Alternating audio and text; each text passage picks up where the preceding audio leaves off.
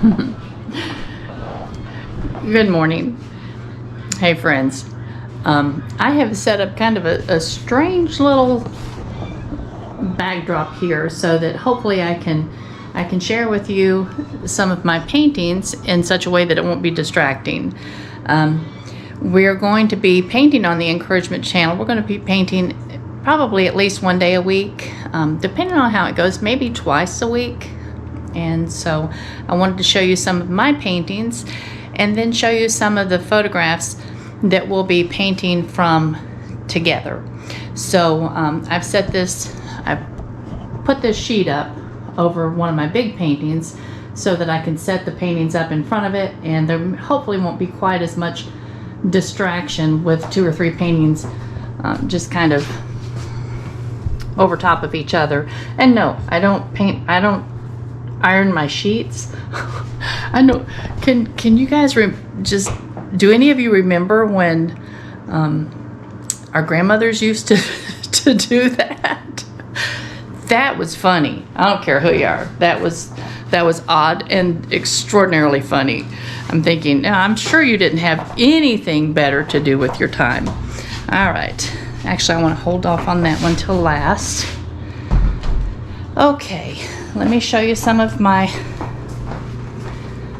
paintings, and if they're dusty, they hang on my walls, and very few things in my house ever gets dusted. We have lots and lots of large dogs. Most of you know that. And when you have lots and lots of large dogs, dusting becomes really unproductive. It's a horrible waste of time. So anyway, let's start with this painting. Sorry, I hit the wrong button. So this is an original that I painted several years ago. It's springtime at Abrams Falls. And if any of y'all have been to Cades Cove, Tennessee, that's where this waterfall is located. And it was a beautiful day. Hugh and I walked back, and it's about 2.5 mile walk back to the falls. And Hugh had just gotten new glasses. Now, the funny thing about his glasses is that he got bifocals put in them in his sunglasses. And I asked him at the time, I said, why would you get sunglasses with bifocals? And he said, that's when he was still fishing some. And he said, well, that's so that you can see to tie a fly. Okay, well, I can see the benefit in that. However, the trail going back to Abrams Falls was rocky and had tons of big tree roots across it. It wasn't a horrible trail. There wasn't a lot of a climb. There was a couple of places that it was pretty much of a climb. But for the most part, the problem with that trail, and it was considered, let me see, it wasn't difficult, but it was moderate to difficult, I think was the title given to it, or the whatever. Y'all have to just bear with me. My brain kind of flips in and out of gear. But anyway, as we're walking, I cannot even tell you how many times I kept him from falling because he would trip over a rock or a tree root because of the bifocal in the bottom of his sunglasses. It was very funny to me. I don't know that it was funny to him, but I thought it was extraordinarily funny. So anyway, this is, I paint from photographs, so I had taken the photograph and brought this home, and this is the painting that I produced from the photograph. And you can see down here at the bottom of the painting, I pondered whether to put a fish. I didn't, but oh well, I could have. So some of you fishermen out there will probably say, well, you should have. But, okay. Now, let me get another painting over here. This painting is called Aidens Walk. And if you've watched my son's channel, you know that my grandson is named Aiden. And this one is a print, and it's behind glass. This is a paper print. The original was probably about 2 to 3 times this size. And when I was actually working on this painting, I had it sitting in my living room on its easel. And Aiden kept looking at it. He was about 4, maybe 5 years old at the time, and he kept looking at it so intently. And finally, he looked at me and he said, "Yaya, that is so beautiful." And it just absolutely, it touched this Yaya's heart. And I said, "Oh, Aiden, thank you, darling." I said, "When I get this one photographed and prints made, would you like a print of this for your room?" And he said, "Oh, yeah." So Michaela's sitting in the floor, and she's working on something, and she's a year younger than Aiden. They're night and day different. And I looked at her and I said, Michaela, would you like a print of this for your room? And she said, "Nah." And she pointed to a painting that I had sitting on the mantle at the time, and it was of a really, really bright, intense sunset that I had just finished. And she says, "I'll have that one." That and this truly just is so it just fits their personalities. This one is named Aidens Walk, and it just perfectly fits his personality.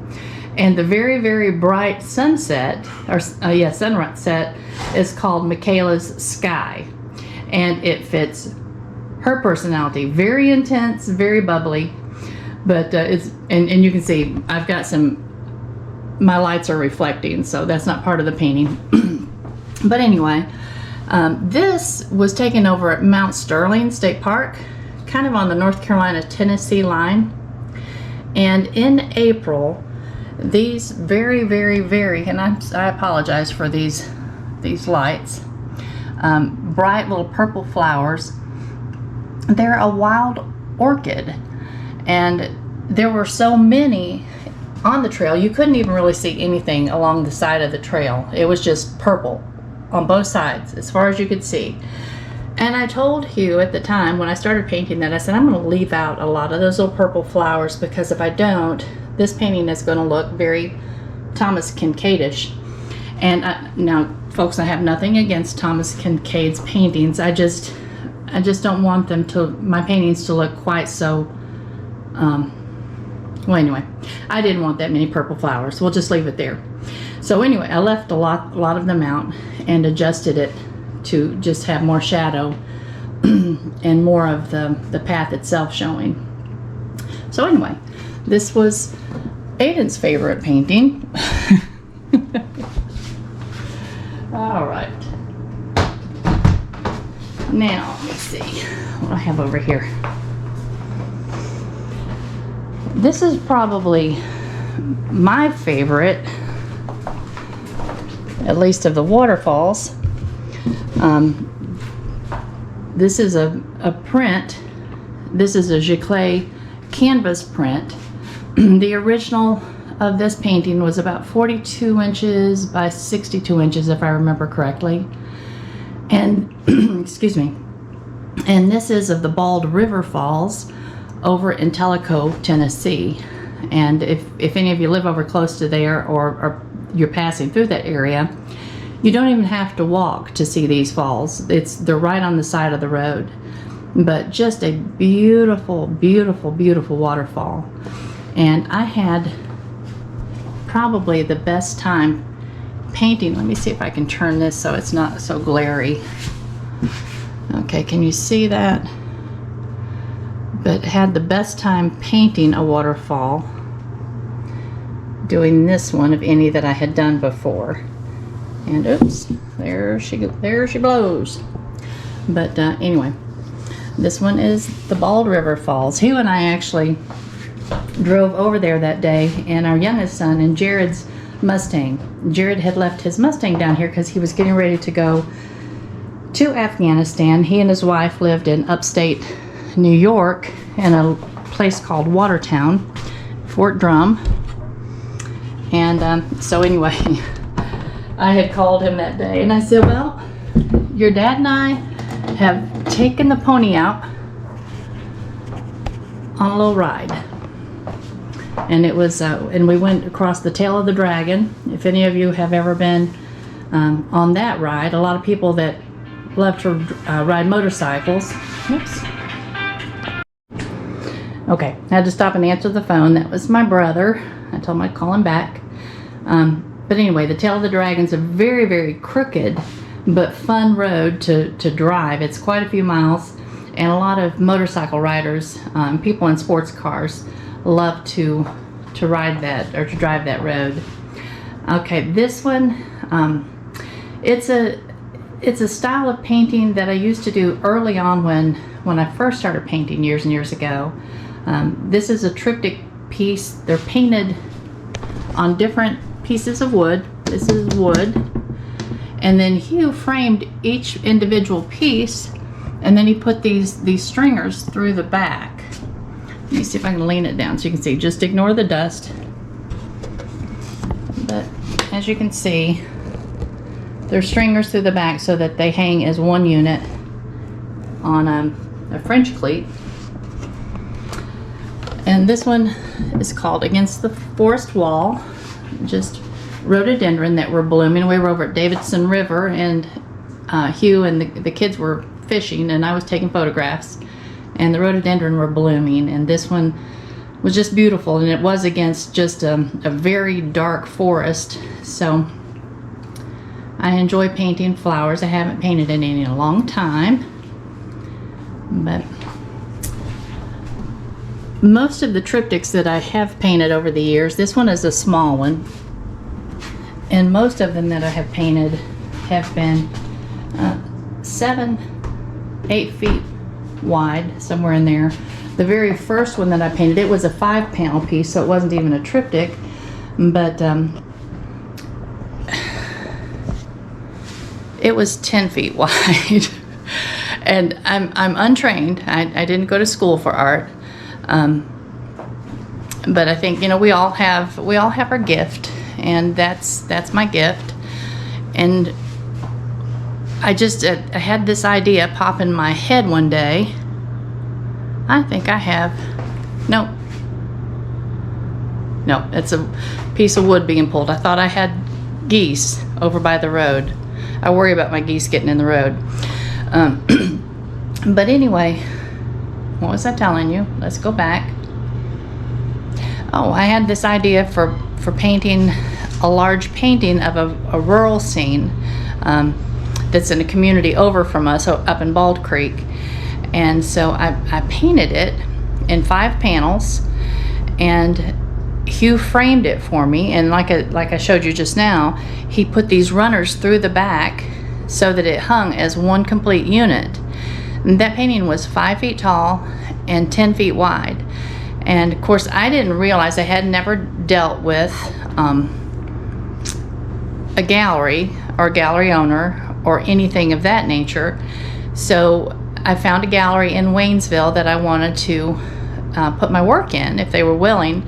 So I went in with a photograph of the painting itself, and I took it up to the man that owned the gallery, introduced myself, and I told him, I said, I'm interested in finding a gallery that might be interested in carrying my work. And I handed him the photograph, and he looked at it and he said, oh, well, that's interesting. He said, how large is it? And I said, well, it's 5 feet tall and 10 feet wide. And he went, and he just stood there looking at me like that for a long time. And I didn't realize at that point in time how sacred wall space was in a gallery. And to bring someone in that's an unknown artist and put a painting that size on your wall and take up that much wall space, it's premium, and that's not something they're willing to do easily. I found that out in the years since. But he actually agreed to carry that piece of work, and it sold within 3 months. And so from that time forward, I did a lot of large pieces, triptychs, and they were carried in the store in Waynesville, and then also an art store in Hendersonville, or art gallery. And And I've painted pretty much until, you know, the death of our youngest son, Jared. You can see him right here. He's right there with me. But after he left, I just didn't really have the heart to paint any longer. But I'm reaching the point where I'm ready to set out again. And so I'm hoping that y'all will join with me. What I will do each week is give you a list of course, it'll take probably an entire month to finish a painting because of dry time. And I'm a realist. I paint realistic works, and so it takes a lot of time. And so we'll just muddle along and get them finished as we get them finished. And there's a dry time involved with oil paints, and I paint with oil paints, except I paint with a type of oil paint called alkyd. And if you don't already own your oil paints, you might want to invest in the alkyd instead of the oils, because I think they're more versatile. They dry faster than typical oil or regular oils, but they dry much slower than acrylic. So to me, it's just like the perfect medium. If you already have oils but would like to transfer over to the alkyds, oils will mix with alkyds, so you can still use your oils up while you're transferring over to the alkyd. If you've never painted at all, you can still paint with this, and I hope that you will. I think that I hope that I can make the videos understandable enough and work slowly enough so that everybody can just see what's happening and benefit. What we will, and of course the benefit of doing this on YouTube is that you can stop the video and you can rewind and you can watch again and again and again, however many times you need to. And so that will be a definite plus to no, Nala, she hears our other dogs barking. I put them outside. I would never have been able to have done this inside. But so anyway, I think that learning on YouTube, I call it YouTube University. This is my favorite way to spend time, is on YouTube University, learning how to do something. All right, now, and I do have small paintings. This one is a very tiny little painting that I did some years back, and it just captured my attention because of the color of the trees. They were so kind of a gray ashy blue, and then the light shining through on that little trail. And these two paintings, I had gotten the photographs that I painted them from on the same day that I got the painting for the Abrams Falls. So they were in that same little area. All right. Now, typically, I have always painted, like I said, very large. I like painting large. Painting small to me is somewhat prohibitive. I don't know why. So this, let me see if I can get this off without stepping on a doggy. This doggy down here is Aaron's oldest dude. This is Bodie, and this is his corner. He likes this corner. All right. And I have painted on just a solid panel, but I tend to like to paint on multiple panels. This painting is actually from the top of our mountain place, looking over toward the Tennessee line. And often in the fall of the year, and this one, the photograph that I used for this one was taken by Jared, our youngest son, in September of 2015. And in September, October, along in there, when the weather's really changing, especially early spring, that valley just fills up with fog, and it's very, very beautiful. But I enjoy painting large, and one day I will get back to that. But in the meantime, we're going to paint small. We're going to paint some small paintings. All right.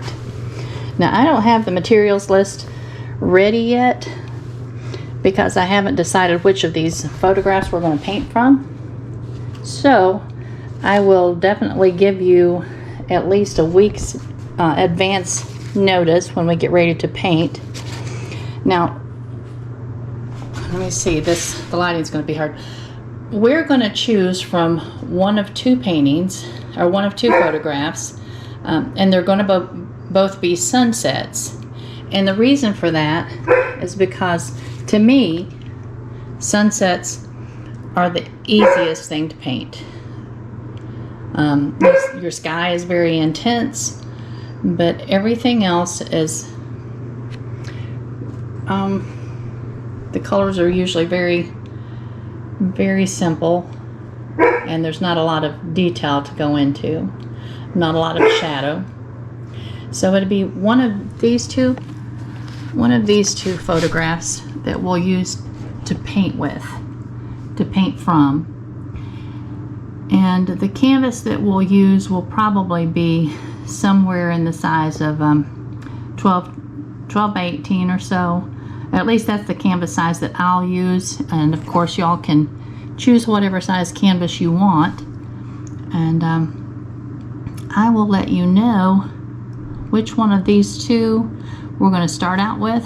We've got all kinds of weird lights on these. And let me see, I've got my hand over. Okay. And then I'll give you a materials list so that you can be prepared to start painting with us. And I'm hoping that next week, that we'll start painting next week. All right. I guess that's enough for today. I hope that y'all are just enjoying the day. It's actually pretty here. It's sunny here. And I also, I read the comments from the video that went up, the first video that went up, and thank y'all. They were very, very encouraging to me, very sweet. I'm looking forward to this channel. I cannot even tell you how much I'm looking forward to it. And it's nice to know that y'all are looking forward to it as well. Those of you that mentioned that you're not going to be able, that you don't get out and walk, I'm hoping that even if you're using a walker, maybe you can lock the wheels on your walker and just stand up and kind of march in place as we're walking, just at your pace, And let's just make tomorrow better than today, and we can do this, girls and guys. We can do this together, and we're going to. Blessings to all of you. Can't wait to be with you tomorrow, and I'll talk to you soon. Bye-bye.